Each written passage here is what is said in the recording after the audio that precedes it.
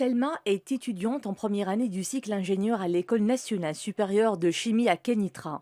Passionnée par la chimie et la biologie, elle ambitionne de se spécialiser dans l'agroalimentaire ou la biotechnologie.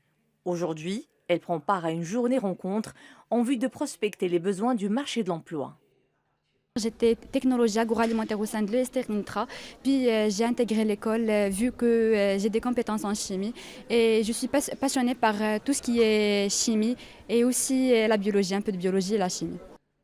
Dont l'assistance des industriels de différents secteurs, métallurgie, hydrocarbures, phosphate et industrie pharmaceutique.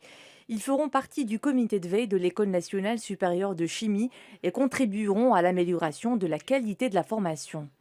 La chimie fait partie des chimie, parachimie, fait partie des industries de base dans un pays, hein, des industries qui font les racines et les troncs du reste du tissu industriel en général.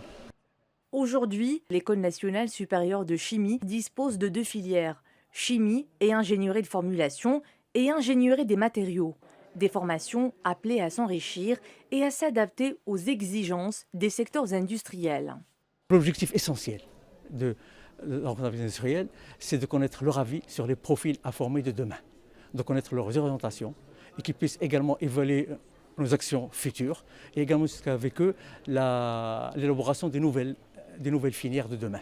Cette jeune école est une valeur ajoutée pour le système universitaire national, pour l'industrie nationale, pour le tissu socio-économique national et international, parce que nous avons beaucoup de multinationales qui sont installées chez nous.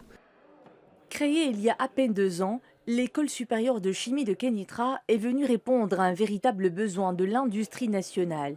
Première école d'ingénieurs chimistes au Maroc et en Afrique, l'ENSC entend favoriser l'innovation à travers l'expérimentation, le learning by doing et le développement des soft skills.